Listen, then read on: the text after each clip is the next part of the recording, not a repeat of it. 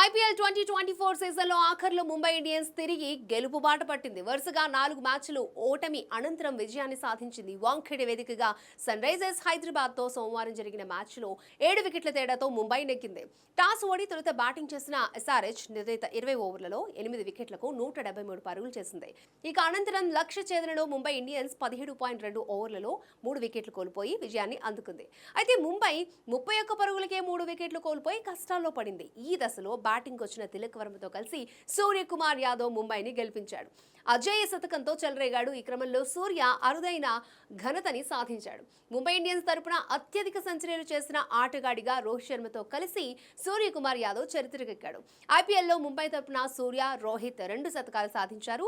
Sachin Tendulkar, Sanath Jayasurya, Simons, కామ్రూన్ green తలో century చేశారు. అంతేకాక సూర్య మరొక ఘనతని కూడా సాధించాడు. టీ20లో అత్యధిక శతకాలు సాధించిన భారత ఆటగాళ్ల జాబితాలో రుతురాజ్ గైక్వాడ్, కేఎల్ రాహుల్తో కలిసి సూర్య 3వ స్థానంలో కొనసాగుతున్నాడు.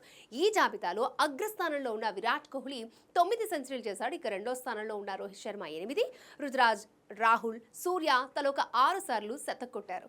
ఇక పొట్టి ఫార్మెట్లో 4 లేదా అంతకంటే తక్కువ స్థానాల్లో బ్యాటింగ్ వచ్చిన అత్యధిక సెంచరీలు చేసిన ఆటగాళ్ల జాబితాలో డేవిడ్ మిల్లర్తో కలిసి సూర్య 2వ స్థానంలో ఉన్నాడు.